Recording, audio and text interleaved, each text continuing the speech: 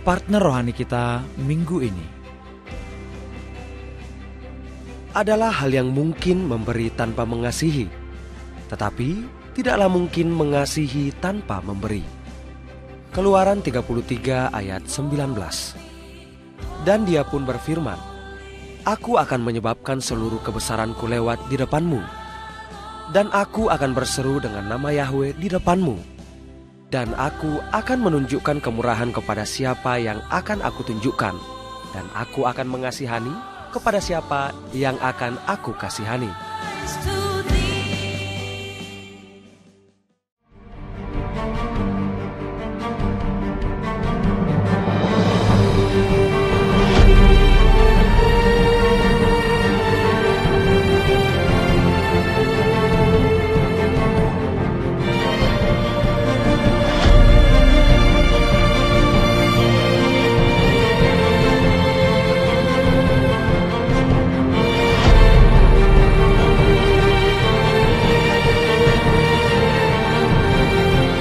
Tujuan kita adalah rencananya Yesus atas kehidupan kita. Tidak peduli apapun orang yang katakan, kanan kirimu boleh jatuh, tetapi orang yang percaya kepada Yesus akan berdiri teguh di dalam fondasi yang kuat. Masa depan yang baik akan kau dapatkan, dan nama Yesus kemuliaannya akan nyata dalam hidup saudara. Apapun pergumulan saudara, Tuhan Yesus Tuhan yang besar dan sanggup memberikan pertolongan buat hidup saudara. 2014 tahun yang tidak pernah saudara duga sebelumnya. Engkau mengalami berkat keajaiban yang tidak pernah terduga.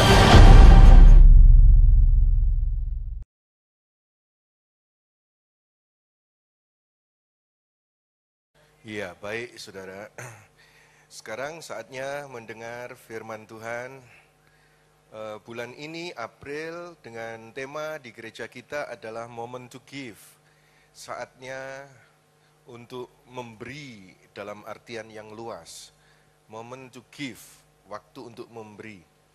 Mari kita baca firman dari Tuhan Yesus dari Lukas pasal 16 ayat 1 sampai ayat 8. Dan Yesus berkata kepada murid-muridnya, ada seorang kaya yang mempunyai seorang bendahara. Kepadanya disampaikan tuduhan bahwa bendahara itu menghamburkan miliknya. Lalu ia memanggil bendahara itu untuk berkata kepadanya, apakah yang ku dengar tentang engkau? Berilah pertanggungan jawab atas urusanmu, sebab engkau tidak boleh lagi bekerja sebagai bendahara.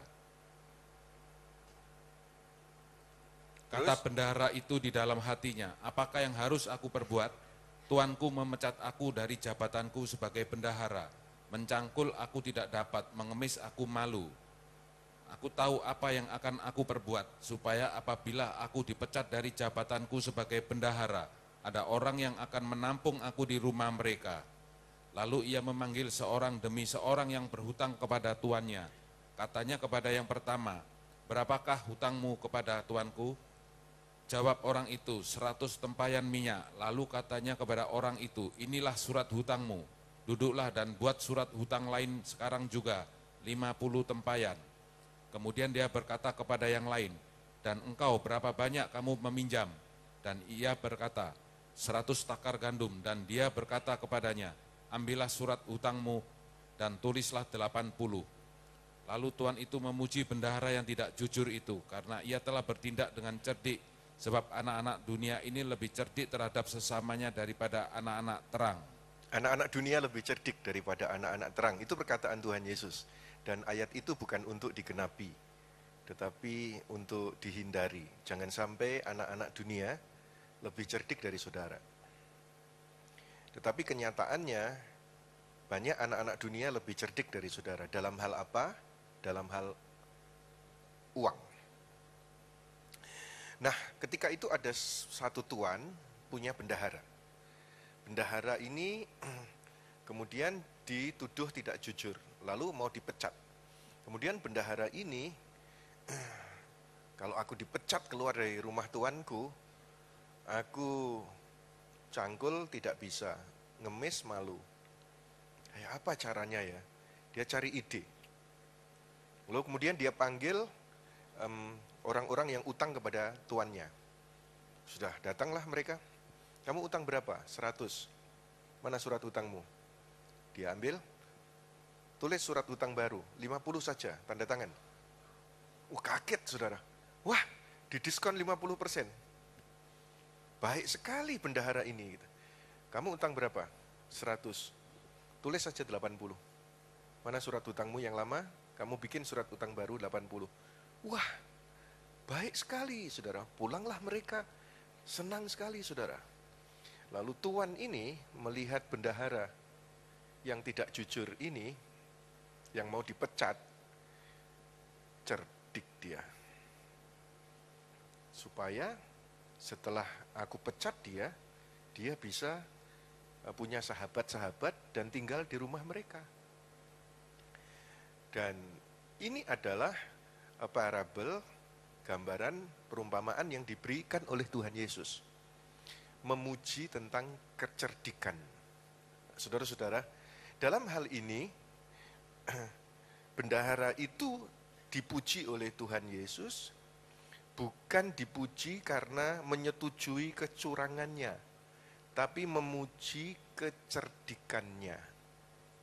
Jadi Yesus secara objektif memuji orang ini, bukan memuji dan menyetujui kecurangannya, tapi memuji kecerdikannya. Jadi bukan berarti kalau dipuji itu seluruhnya benar, bukan. Seperti ketika Yesus berkata, cerdiklah seperti ular, tuluslah seperti merpati. Ada banyak hal-hal yang buruk dari ular. Ular itu, saudara, tidak tulus, tapi cerdik. Merpati tidak cerdik, tetapi tulus. Nah, saudara-saudara, ular banyak jeleknya toh. Misalnya apa? Orang melihat saja jijik. Lalu kemudian lidahnya selalu menjulur-julur. Lalu poison, ada racun. Tetapi Yesus memakai kata ular untuk kecerdikan. Nah, Alkitab menyebutkan tentang ular ini, saudara-saudara, bahwa dikenal sebagai binatang yang paling cerdik yang pernah ada. Di Kejadian pasal yang Kejadian pasal 3 ayat 1, adapun ular ialah yang paling cerdik dari segala binatang di darat. Saudara, ular itu dia bisa berganti kulit dan seterusnya. Bisa mendeteksi mangsa dengan matanya, mendeteksi keberadaan dengan penciuman, mangsanya dengan penciuman. Dan ular ini, saudara, dalam teks aslinya, yaitu pronimos, itu wise, intelligent. Dan Yesus memakai cerdiklah seperti ular, intelijen. Bahkan ada badan-badan intelijen yang mereka memakai kata intelijen ini cerdik gitu. Dan Yesus inginkan supaya saudara mempelajari akan kelebihan itu, yaitu cerdik seperti ular, tulus seperti merpati. Merpati, saudara-saudara, tidak cerdik, tapi dia punya ketulusan. Kalau saudara mau menangkap merpati, mudah saja. Saudara punya sangkar, saudara buka, lalu kasihlah jagung di situ. Merpati tulus-tulus saja masuk, jegrek, langsung ketangkap, saudara. Tetapi Yesus memakai tulus seperti merpati. Ular ini ketika berhadapan dengan Hawa, dia bagaimana lebih cerdik dari manusia. Jadi isu yang diangkat adalah kecerdikan. Lalu merpati ini ketika Nuh, lalu dia melepaskan burung gagak enggak balik. Tetapi melepaskan merpati itu balik. Tulus, saudara-saudara. Dalam artian akarelos, harmless, pure, murni, itu merpati. Jadi ada isu yang diangkat yang bisa diteladani. Merpati itu tidak punya sumber kepahitan dari dalam dirinya karena tidak ada empedu. Saudara-saudara, ini adalah kriteria yang ada tentang merpati, dan Yesus Kristus memberikan gambaran tentang dua binatang ini, cerdik seperti ular, tulus seperti merpati. Nah, saudara-saudara, kembali kepada bendahara tadi, secara yang lain memang ada kekurangan kelemahan, tetapi dalam hal menggunakan mamon, uang untuk mencari sahabat, dia bilang ini cerdik. Mari kita mau melihat cerdik yang dimaksudkan di situ. Saudara-saudara, di ayat 9 disebutkan, Dan aku berkata kepadamu, ikatlah persahabatan dengan mempergunakan mamon yang tidak jujur, supaya jika mamon itu tidak dapat menolong lagi, kamu diterima di dalam kemah abadi. Kalimat-kalimat di dalam ayat ini banyak maknanya. Timer saya tidak jalan.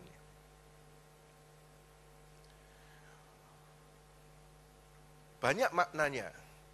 Ikatlah persahabatan dengan pakai uang. Jadi Yesus mengajarkan uang kita pakai untuk menjalin persahabatan. Supaya jika uang tidak dapat menolong lagi, kamu diterima di dalam kemah abadi. Saudara-saudara, bendahara tadi ini, dia kan harus keluar dari rumah tuannya. Lalu bagaimana caranya ya? Uang yang dia kelola, dia pakai untuk menjalin persahabatan. Sehingga kalau keluar dari rumah tuannya, dia bisa punya tempat di rumah mereka. Dan Yesus mengajar ini cerdik. Saudara-saudara, kita ini umat tebusan. Sudah ditebus, dulu kita milik dari si iblis karena dosa, lalu dibeli oleh Tuhan Yesus. Sehingga hidup kita itu milik Tuhan Yesus. Dan semua yang ada pada kita itu milik Tuhan Yesus. Hidupmu bukan milikmu lagi, tetapi milik Tuhan Yesus. Yang setuju katakan amin. Berarti pasanganmu, anak-anakmu, keluargamu itu milik dari Tuhan Yesus. Usaha pekerjaanmu, kantor, pabrik itu milik daripada Tuhan. Karena saudara milik Tuhan. Semua itu belong to Jesus. Saudara-saudara, dan saudara sekarang ini bukan sebagai pemilik, tetapi saudara adalah pengelola. Katakan bersama saya, pengelola. 1, 2, 3. Jadi bukan pemilik, tetapi pengelola. Nah, saudara-saudara, Tuhan ingin supaya kita ini bisa mengelola yang ada pada kita dengan baik. Khususnya dalam hal mamon. Disebutkan cerdik. Yaitu siapa yang cerdik? Yang memakai mamon untuk membangun persahabatan. Itu menurut mata Tuhan Yesus, orang yang cerdik. Memakai uang untuk membangun persahabatan. Orang Kristen seringkali tidak mengerti mamon dipakai untuk apa. Enggak ngerti. Padahal yang Tuhan Yesus ajarkan membangun persahabatan. Saudara-saudara, dan ayat ini terselubung sekian lama, tidak pernah diekspos. Nah, sekarang diungkapkan kepada saudara pemahaman ini untuk seumur hidup saudara, bukan untuk 2 jam ini saja. Nah, orang Kristen yang bodoh memakai mamon hanya untuk apa?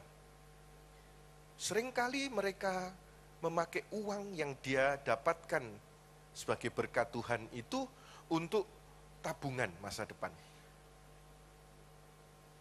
Untuk proteksi, perlindungan.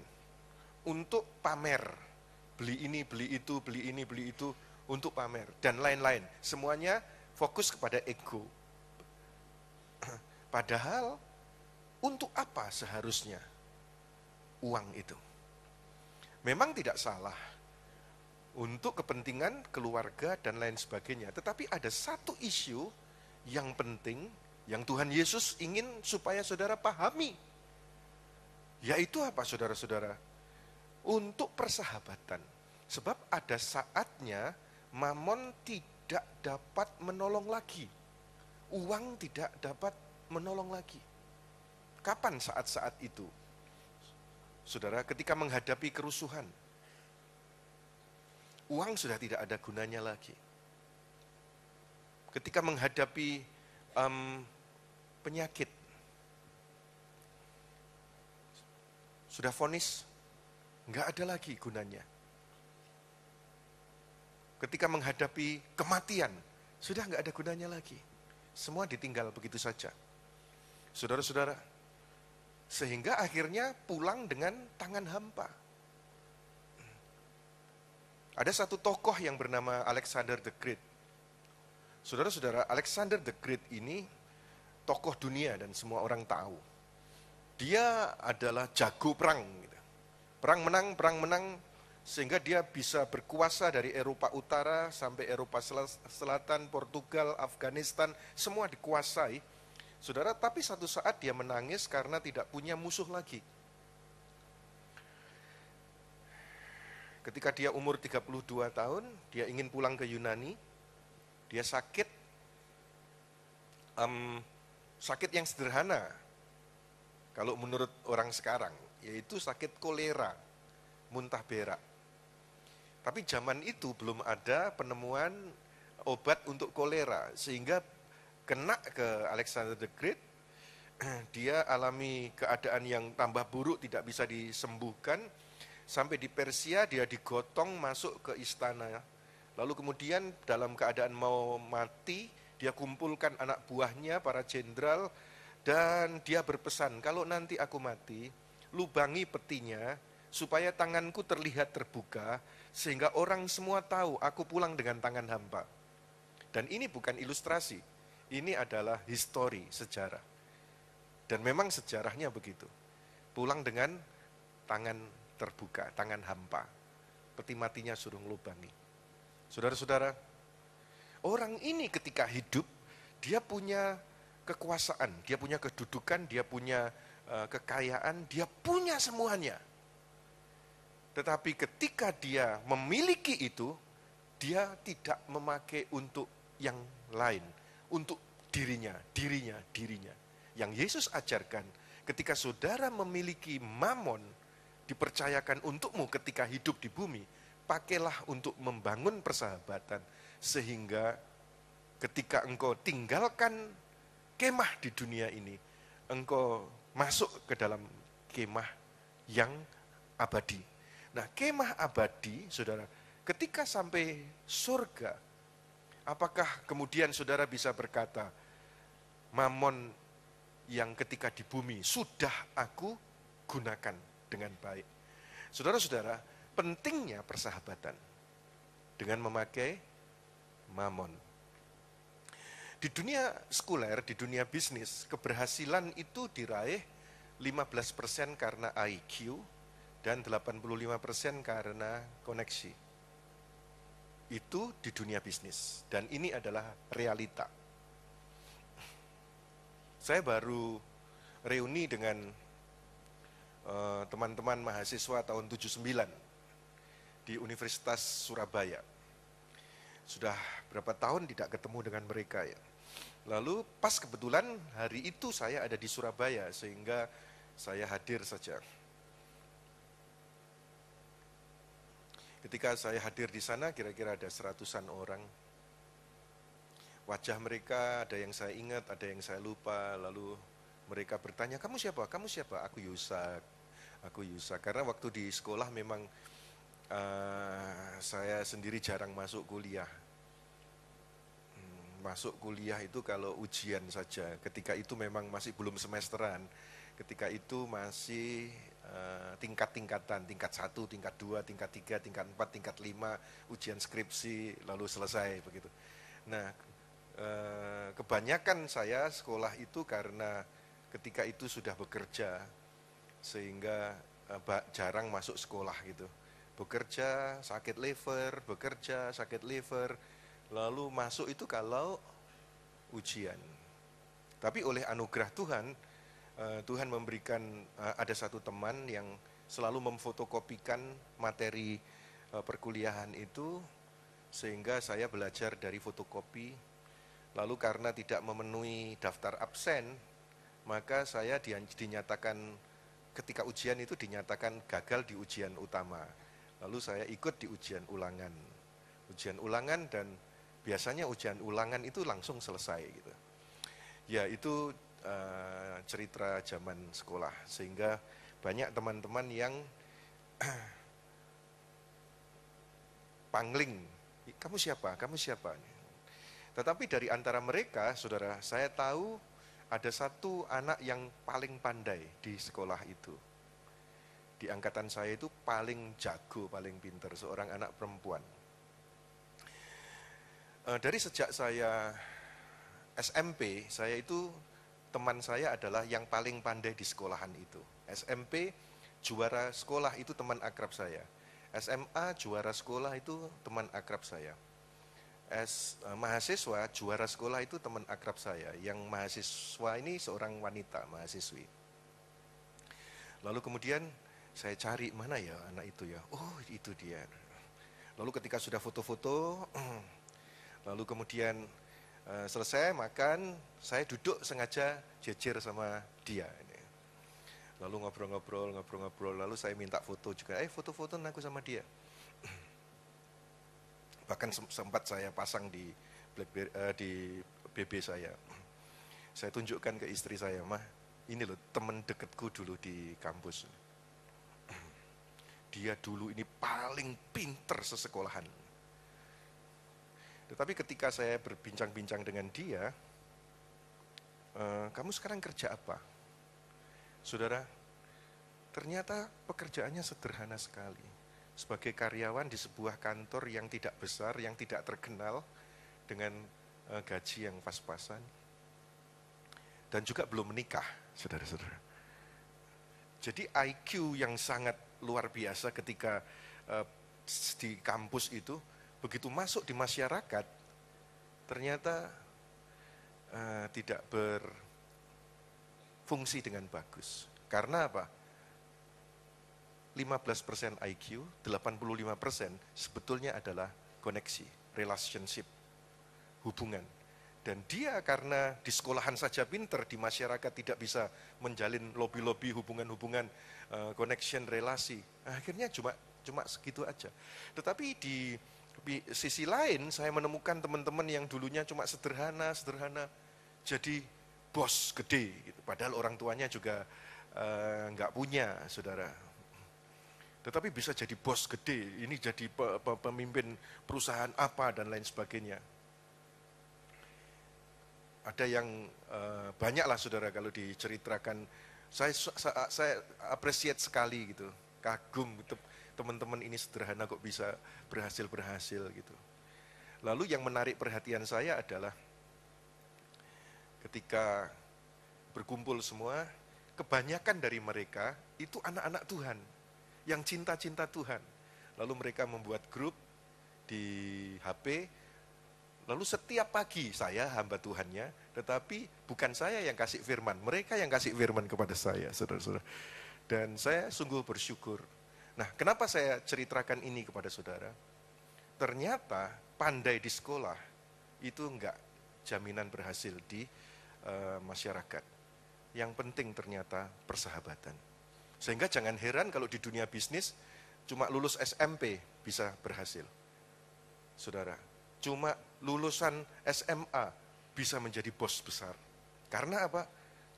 Dia bisa membangun persahabatan, dia dipercaya oleh orang, dan dia bisa menjalin hubungan dengan orang-orang dan lain sebagainya.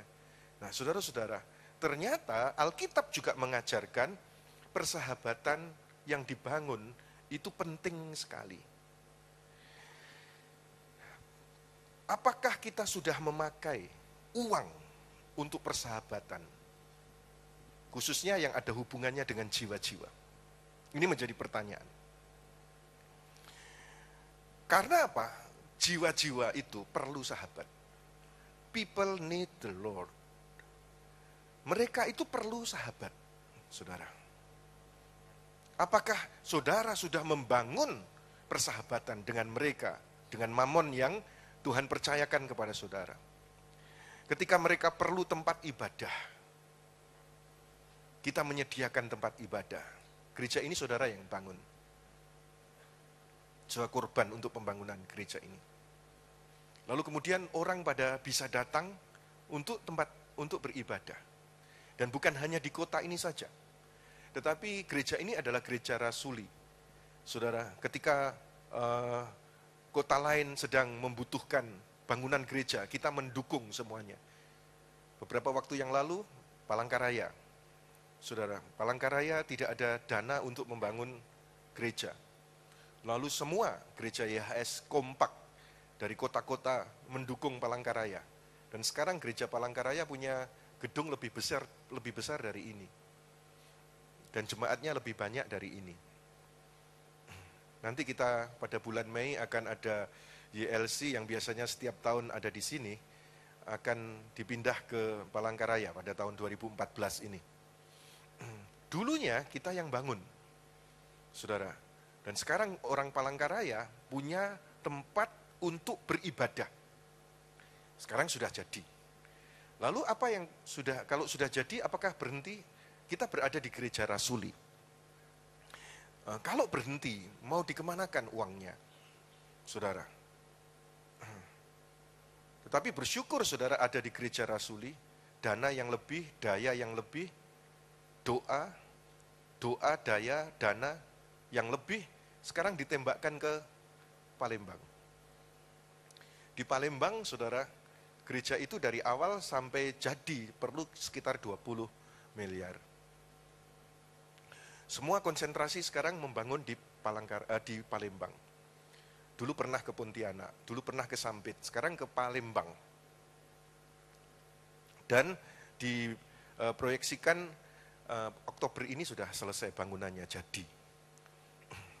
Saudara-saudara, sehingga orang-orang di sana perlu tempat ibadah yang kata peta adalah kota hijau.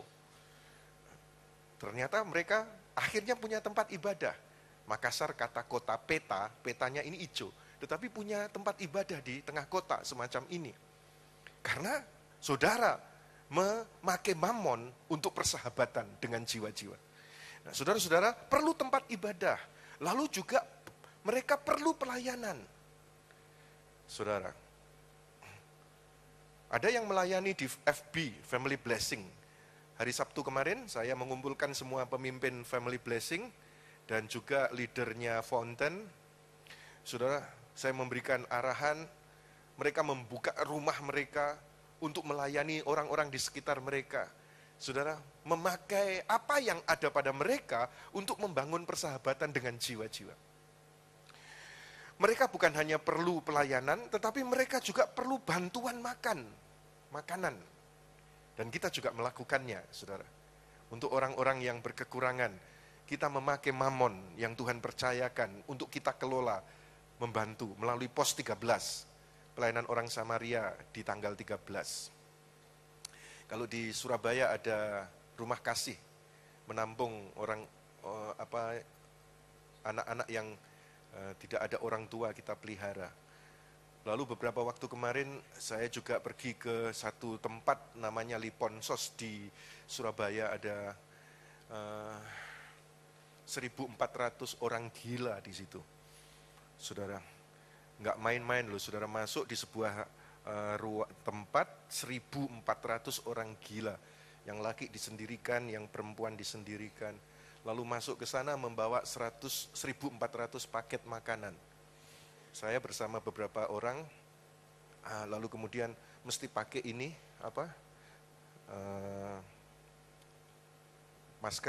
maskernya lalu dikasih minyak kapak atau minyak kayu putih. Ini kok mau bersin, ingat orang gila.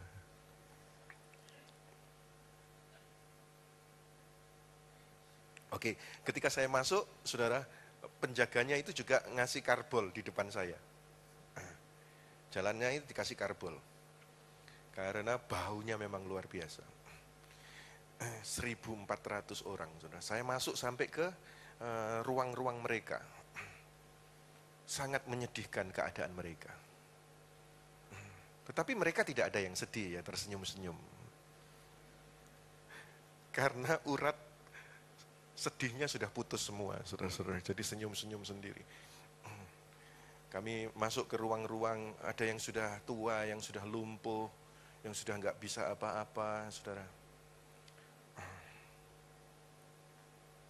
Lalu kemudian saya tanya kepada penjaganya, yang pasti bukan kepada orang gilanya, pada penjaganya, kenapa kok bisa masuk segini banyak orang gila di sini, saudara? Lalu dia cerita, kalau semua di Surabaya itu nggak ada orang gila, di jalanan langsung digaruk, jalanan ada langsung digaruk. Memang wali kota yang sekarang ini terkenal sekali bukan di Indonesia, di dunia, wali kotanya Surabaya. Ada yang tahu namanya? Siapa namanya? Ya saudara, itu lagi ngetop namanya.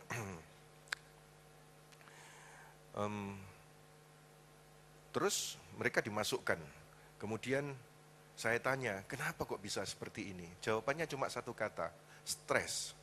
Stres karena hubungan lawan jenis, stres karena urusan keluarga, dan stres karena pekerjaan keuangan. 3 ini stres, saudara.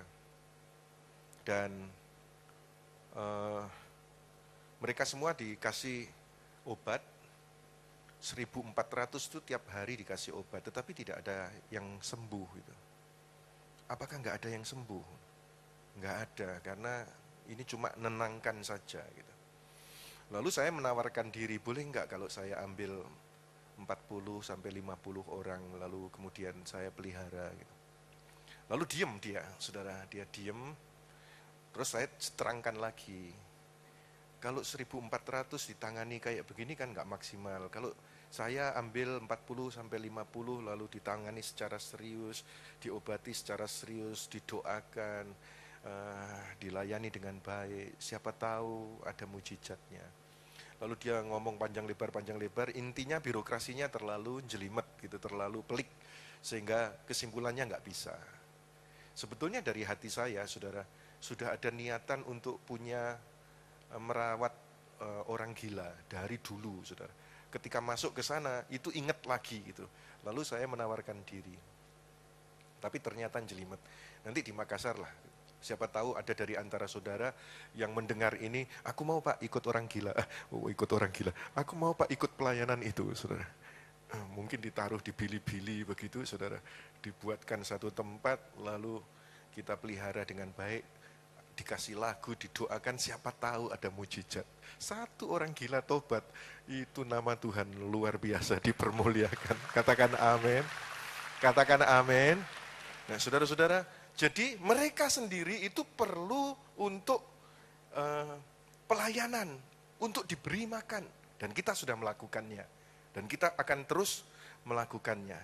Sehingga, saudara-saudara, bila ketemu di kemah abadi, mereka akan berkata, aku selamat karena gereja yang kamu bangun.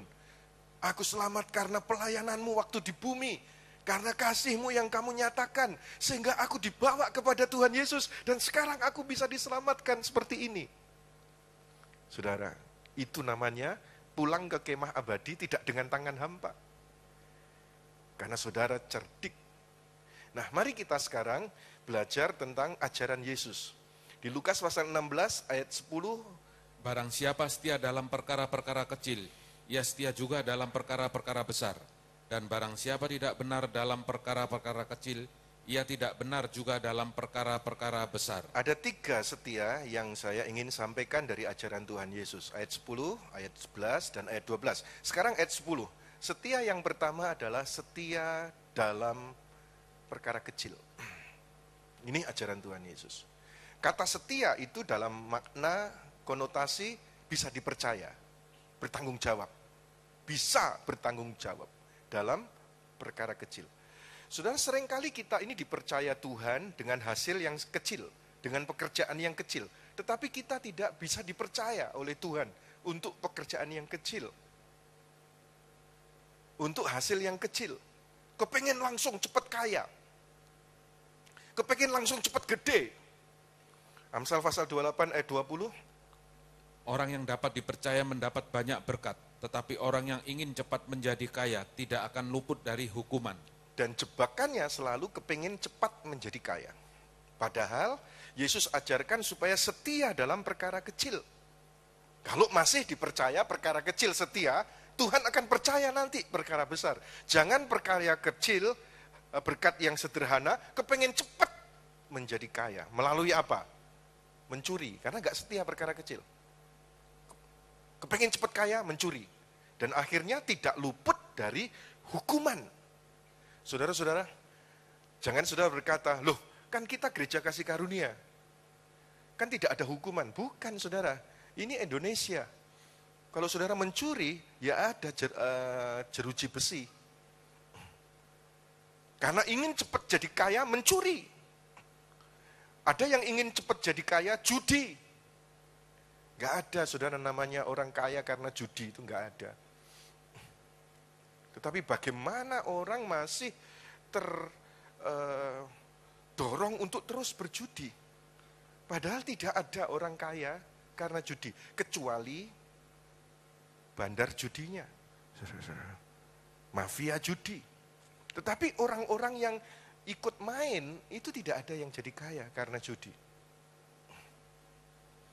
Saudara-saudara, saya belajar dari orang tua, bukan dari hal yang baik saja, tetapi dari yang buruk yang orang tua pernah lakukan, itu saya juga belajar. Orang tua saya sudah perokok berat, akhirnya kena paru-paru. Umur sekitar 60-an tahun, dia percaya Tuhan Yesus, dia berhenti merokok, lalu meninggal umur 77 tahun. Tapi dengan melihat apa yang dilakukan oleh orang tua, satu batang pun, saudara, dari kecil sampai sekarang, saya tidak pernah menghisap rokok, satu batang pun. Orang tua saya, ketika Yusak kecil, Yusak melihat orang tua saya suka judi. Rumah saya itu besar di daerah itu. Sehingga kalau orang main itu di rumah saya. Dulu ada lapangan badminton saja 2. Lalu ada kamar-kamar banyak. Saudara, lalu kemudian teman-teman saya kalau main ya di rumah saya. Teman-teman ayah saya kalau main di rumahnya. Judi, saudara, ada satu meja begitu, lalu mereka rokokan, Yusak kecil melihat, misalnya satu meja itu 4 orang gitu, mereka main ceki atau remi atau apa begitu. Saya melihat, kan pakai uang sungguhan toh, sehingga ketika main, lalu kalau menang itu uangnya numpuk di sebelah ayah saya, numpuk gitu banyak, saya ikut senang. Tapi ketika berkurang, saya ikut sedih, saudara-saudaraku. Numpuk lagi, saya ikut senang. Tapi banyak sedihnya, karena banyak kalahnya, saudara-saudara. Dan dari sejak itu, saudara, saya belajar sesuatu. Kesedihan yang Yusak kecil pernah rasakan, itu saya belajar sesuatu. Dari sejak dulu sampai sekarang, tidak pernah judi, sama sekali. Kalau seandainya pergi ke kasino gitu ya, ke Las Vegas, pernah saya ke Las Vegas gitu. Lalu ngelihat apa sih, kan kalau di Las Vegas kan semua hotel itu ada kasinonya. Semua hotel. Ya di Las Vegas semua hotel itu ada kasinonya. Saudara, lalu kemudian ketika mau keluar melalui kasino itu melihat-lihat apa sih gitu. 1 koin saja tidak pernah saya masukkan.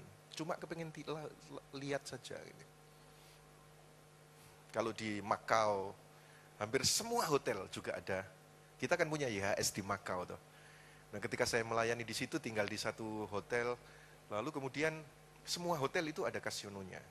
Melihat 1 koin saja tidak pernah. Di Singapura, saudara. Karena apa? Melihat, belajar dari ayah. Nah, saudara-saudara, tidak ada orang yang bisa kaya karena judi. Melalui forex, melalui saham. Ada banyak orang yang tanya, Pak, boleh enggak orang Kristen main saham? Saudara, saya menjawabnya bukan boleh atau tidak boleh, seperti menjawab kepada anak kecil. Tetapi saya menjawabnya dengan gambaran. Kamu bisa setir mobil? Oh bisa. Kamu bisa ikut balapan di Formula F1? Langsung diam dia. Maksudnya apa, Pak? Main saham, itu semua orang bisa. Tetapi seperti orang balap F1. Walaupun dia bisa setir, tetapi begitu masuk ke sana, sudah nggak mungkin bisa menang. Yang ada adalah kekalahan dan fatal kekalahannya. Karena waktunya bangkrut itu cepat sekali untuk main di saham itu. Saudara-saudara, sebab itu yang benar adalah ikuti teladan dari Tuhan Yesus, ajaran Tuhan Yesus. Setia perkara kecil. Engkau bisa dipercaya, engkau bisa bertanggung jawab dengan berkat yang kecil yang Tuhan percayakan. Yesus janji, engkau bila setia itu dipercaya perkara yang lebih besar. Yang kedua, saudara-saudara, di ayat 11 dikatakan apa? Jadi jikalau kamu tidak setia dalam hal mamon yang tidak jujur, siapakah yang akan mempercayakan kepadamu harta yang sesungguhnya? Setia yang kedua adalah setia dalam hal mamon. Dalam hal uang.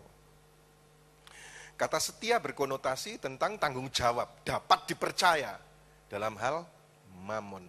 Saudara-saudara, mamon, uang itu adalah tuan yang jahat. Tapi hamba yang baik. Kalau dia jadi tuan, dia tuan yang jahat. Tapi kalau dia jadi bujang, dia bujang yang baik. Kalau uang tidak kita atur, kita akan diatur oleh uang. Kalau uang tidak kita kuasai, kita akan dikuasai dan diperbudak olehnya. Saudara, saya bersyukur, saya berdiri di depan saudara. Tuhan karena kasih karunia-Nya, saya bukan orang yang dikuasai uang, diperbudak uang. Saya bersyukur tentang hal itu. Tetapi saya melihat saudara-saudara, ada orang-orang yang hidupnya itu diperbudak oleh uang. Sehingga orang yang dikuasai oleh uang, dia bisa lakukan apa saja demi uang. Walaupun dia sudah punya uang banyak, dia bisa membunuh, menghabisi orang, menipu, melakukan semua cara untuk menambah uangnya lagi. Apapun dia lakukan, karena bertuankan uang ini, dan dia budaknya. Yesus memberikan gambaran seorang pemuda yang kaya. Meninggalkan Yesus karena banyak hartanya. Lalu Yesus berkata kepada murid-murid, kepada orang pada waktu itu, sukar bagi orang kaya masuk ke dalam kerajaan surga. Lebih mudah seekor unta masuk lubang jarum daripada orang kaya masuk dalam kerajaan surga. Ketika saya ada di desa, saudara, ada gereja yang mengajarkan, sebab itu hati-hati orang kaya, berbahagialah kamu yang miskin, saudara-saudaraku. Konotasinya jadi keliru gitu. Yang benar adalah yang miskin bersyukur, percaya, setia dalam perkara kecil. Tetapi yang kaya biarlah setia dalam hal mamon, bukan diperbudak oleh mamon. Saudara-saudara, jadi kalau kita setia dalam hal mamon, maka kita akan mendapatkan, disebutkan di ayat Kolose 1 ayat 26-27, yaitu rahasia yang tersembunyi dari abad ke abad dan dari turunan ke turunan, tetapi yang sekarang dinyatakan kepada orang-orang kudusnya. Kepada mereka Elohim mau memberitahukan betapa kaya dan mulianya rahasia itu di antara bangsa-bangsa lain, yaitu Hamasya ada di tengah-tengah kamu. Hamasya yang adalah pengharapan akan kemuliaan. Saudara-saudara, harta yang sesungguhnya adalah Hamasya, Kristus di dalam diri kita. Ini yang saudara dan saya mesti pahami. Saudara-saudara, jadi kalau kita ini setia dalam hal mamon, perhatikan bahwa yang lebih daripada itu, yaitu apa? Engkau punya harta yang sesungguhnya, yaitu Yesus. Harta yang sesungguhnya itu. Saudara, bila saudara benar dalam keuangan, bertumbuh kerohanianmu. Orang Kristen yang tidak benar dalam keuangan, kerohaniannya ini buruk. Perhatikanlah semua, saudara. Bila ada orang Kristen tidak benar dalam keuangan, kerohaniannya tidak bertumbuh. Tetapi ketika orang Kristen itu benar di dalam keuangan, dalam hal mamon, setia dalam hal yang kedua, dalam hal mamon, kerohaniannya itu bertumbuh dengan bagus. Kalau enggak, saudara, lihatlah dari karakternya, dari sikapnya, memburukkan sana, memburukkan sini, menjelekkan dan lain sebagainya, tidak bertumbuh rohaninya. Tetapi bila dia benar di dalam hal mamon, bertumbuh kerohaniannya dengan bagus. Yang terakhir sekarang, saudara, di ayat 12. Dan jikalau kamu tidak setia dalam harta orang lain, siapakah yang akan menyerahkan hartamu sendiri kepadamu? Yesus ajarkan supaya kita setia, setia dalam hal, dalam perkara kecil, setia dalam mamon, dan setia pada harta orang lain. Saudara, setia dalam arti adalah bertanggung jawab pada harta orang lain. Nah, maksudnya saudara-saudara, sekali ini terhadap orang yang tidak bisa dipercaya. Kalau saudara utang, bayarlah. Saudara bisa dipercaya dengan harta lain, karena itu punyanya mereka. Bayarlah. Kalau belum bayar, ya ngomong. Bukan malah lari sana, lari sini. Yang ngomong bayar. Tapi tunjukkanlah satu karakter attitude yang benar. Mau harta orang lain. Ada satu orang yang dia hutang pada seseorang untuk kemudian usahanya ini musibah bangkrut dan dihutang. Saudara, lalu dia ketika hutang gak bisa bayar karena bangkrut. Orang itu melihat apa yang dia lakukan. Dia lari, yang ditangiin sudah orang memangnya banyak uang gitu. Nah, dia lihat orang ini bisa nyans untuk lari, punya kesempatan untuk lari, tidak tanggung jawab. Tapi saudara, orang ini sudah habis semuanya tuh. Dia bekerja pekerjaan sederhana. Jadi tukang masak. Tidak malu jadi tukang masak. Sudah. Lalu dari hasil itu, dia yakin semampu dia. Dia punya tanggung jawab untuk membayar. Lalu orang dama pengaruh dia. Ngapain? Dari kamu bos besar, lalu jadi jual makanan. Kamu sendiri. Enggak apa-apa, aku mau mengerjakan yang aku bisa. Akhirnya sudah bayar, dia bayar. Setia pada lain. Ini orang yang utangi melihat ini 1 tahun, 2. Setelah tahu usahanya dan attitude-nya, saudara tahu bos gede ini memberi modal besar kepadanya, mempercaya dia modal besar untuk bisnis dan boom, lebih besar daripada sebelum. Saudara-saudara, lihat di sini. Kalau saudara setia pada harta orang lain, tidak kekurangan. Ada lagi orang yang nggak setia dalam harta orang lain. Misalnya, saudara sebagai staf karyawan pakai telepon untuk pacaran, tugas untuk jalan, biaya telepon membengkak, itu nggak setia pada harta orang lain. Akhirnya kantor yang bayar, saudara, untuk urusan pacaranmu, belum untuk urusan putusmu, saudara-saudara. Tapi bos yang mesti harus bayar. Tidak setia dalam harta orang lain. Apalagi saudara, misalnya saudara masuk hotel, bayar 1 malam 500.000, berdua dengan teman saudara. Loh, kenapa itu airnya kok dinyalakan terus di kamar mandi? Sudah biarkan, biar impas. Kita kan sudah bayar, biar impas, biar kita nggak rugi.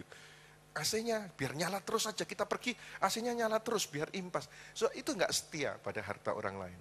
Walaupun tidak ada orang yang menilaimu, tetapi kita ini hidup bukan di alam kelihatan, tetapi juga di spiritual realm, alam roh. Ada Tuhan yang melihat, saudara. Ada setan yang melihat. Biar kita punya karakter Kristus, attitude yang Tuhan ajarkan kepada kita. Setia pada harta orang lain.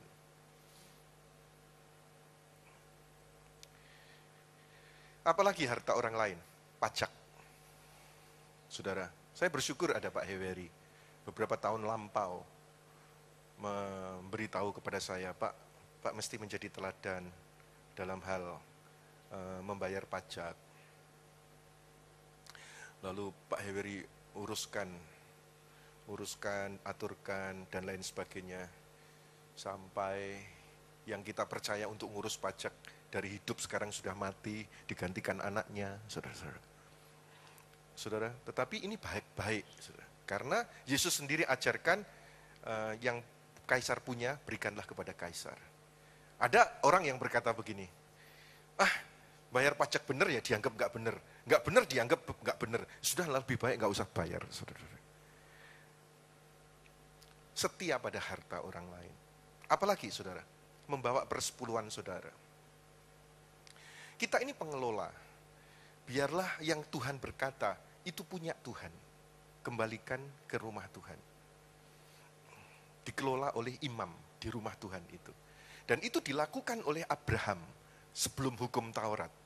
Dia membawa persepuluhannya. Dan Abraham mengajarkan kepada Ishak, anaknya, keluarganya, membawa persepuluhannya. Lalu ada hukum Taurat, juga diajarkan. Lalu setelah hukum Taurat ada zaman kasih karunia Yesus. Juga disampaikan tentang persepuluhan. Saudara-saudara, tetapi kita sendiri beranggapan bahwa, enggak deh, aku enggak mau membawa.